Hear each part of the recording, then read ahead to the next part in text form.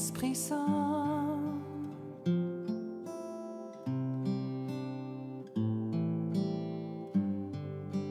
Viens,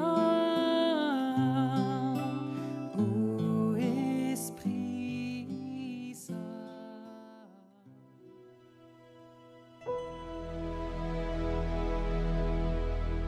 Lecture du livre de Tobie.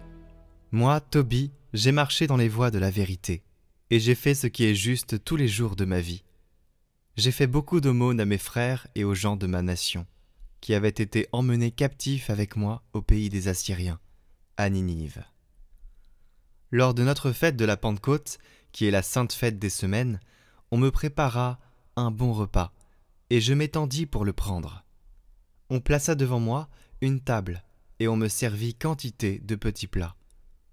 Alors je dis à mon fils Tobie, « Va, mon enfant, essaie de trouver parmi nos frères déportés à Ninive un pauvre qui se souvienne de Dieu de tout son cœur. Amène-le pour qu'il partage mon repas. Moi, mon enfant, j'attendrai que tu sois de retour. » Tobie partit chercher un pauvre parmi nos frères. À son retour, il dit, « Père, qu'y a-t-il, mon enfant ? Père, quelqu'un de notre nation a été assassiné. Il a été jeté sur la place publique. Il vient d'y être étranglé. » Laissant là mon repas avant même d'y avoir touché, je me précipitai, j'enlevai de la place le cadavre que je déposai dans une dépendance en attendant le coucher du soleil pour l'enterrer. À mon retour, je pris un bain, et je mangeai mon pain dans le deuil, en me rappelant la parole que le prophète Amos avait dite sur Bethel. Vos fêtes se changeront en deuil, et tous vos chants en lamentation. Et je me mis à pleurer. Puis quand le soleil fut couché, je partis creuser une tombe pour enterrer le mort. Mes voisins se moquaient de moi. « N'a-t-il donc plus peur ?» disaient-ils. « On l'a déjà recherché pour le tuer à cause de cette manière d'agir, et il a dû s'enfuir. Et voilà qu'il recommence à enterrer les morts. »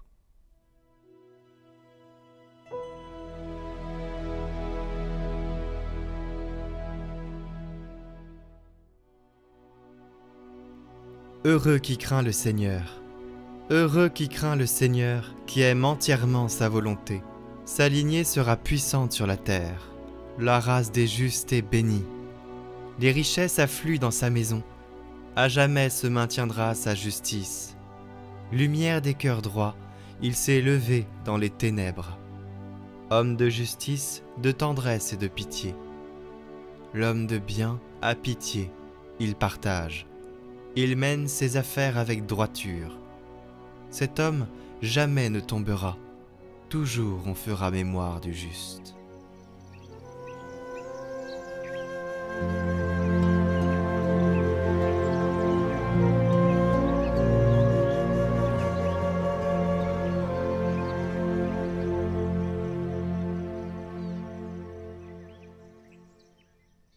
Évangile de Jésus-Christ selon saint Marc. En ce temps-là, Jésus se mit à parler en paraboles aux chefs des prêtres, aux scribes et aux anciens. Un homme planta une vigne, il l'entoura d'une clôture, y creusa un pressoir et y bâtit une tour de garde. Puis il loua cette vigne à des vignerons et partit en voyage. Le moment venu, il envoya un serviteur auprès des vignerons pour se faire remettre par eux ce qui lui revenait des fruits de la vigne. Mais les vignerons se saisirent du serviteur, le frappèrent et le renvoyèrent les mains vides. De nouveau, il envoya un autre serviteur, et celui-là, ils l'assommèrent et l'humilièrent. Il en envoya encore un autre, et celui-là, ils le tuèrent. Puis beaucoup d'autres serviteurs. Ils frappèrent les uns et tuèrent les autres. Il lui restait encore quelqu'un, son fils bien-aimé. Il l'envoya vers eux en dernier, en se disant « Ils respecteront mon fils ». Mais ces vignerons-là se dirent entre eux « Voici l'héritier, allons-y, tuons-le, et l'héritage va être à nous. » Ils se saisirent de lui, le tuèrent et le jetèrent hors de la vigne. Que fera le maître de la vigne? Il viendra, fera périr les vignerons, et donnera la vigne à d'autres. N'avez-vous pas lu ce passage de l'Écriture ? La pierre qu'ont rejetée les bâtisseurs est devenue la pierre d'angle. C'est là l'œuvre du Seigneur, la merveille devant nos yeux. Les chefs du peuple cherchaient à arrêter Jésus, mais ils eurent peur de la foule. Ils avaient bien compris, en effet, qu'il avait dit la parabole à leur intention. Ils le laissèrent donc et s'en allèrent.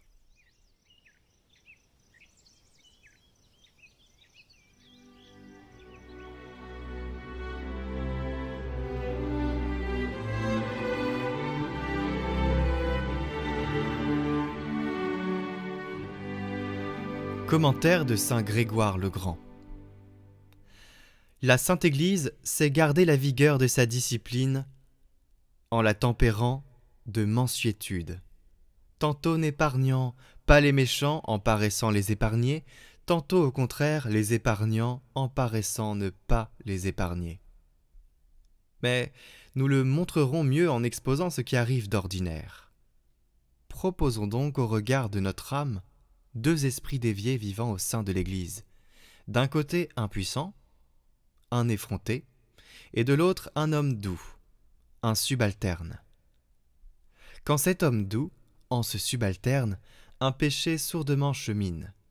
Le prédicateur est là, il semonce, il attaque, il blâme ce péché, et en blâmant le pécheur, il le libère du péché, il le rétablit dans le chemin de la droiture. Au contraire, apprend-on que ce puissant, cet effronté, a commis un forfait. On cherche l'heure de la semonce pour le mal qu'il a commis. Car si le prédicateur ne sait pas attendre l'heure opportune du blâme, il accroît en l'autre le mal qu'il attaque. Il arrive souvent, en effet, qu'un tel homme ne sache pas entendre la moindre parole de semonce. Devant sa faute, le devoir du prédicateur n'est-il donc pas de présenter à ses auditeurs, parmi ses admonestations, avertissements, remontrances sévères, pour le salut de tous, des fautes semblables aux méfaits de l'homme qui est à sa portée et qui ne peut pas encore accueillir une critique strictement personnelle, si l'on ne veut pas le rendre pire. Mais que l'invective lancée contre la faute reste générale. La parole de blâme s'avance sans heurte jusqu'en son âme. Parce que ce puissant, cet esprit dévié, ne voit pas qu'elle s'adresse particulièrement à lui. Que lui a donc fait son prédicateur ?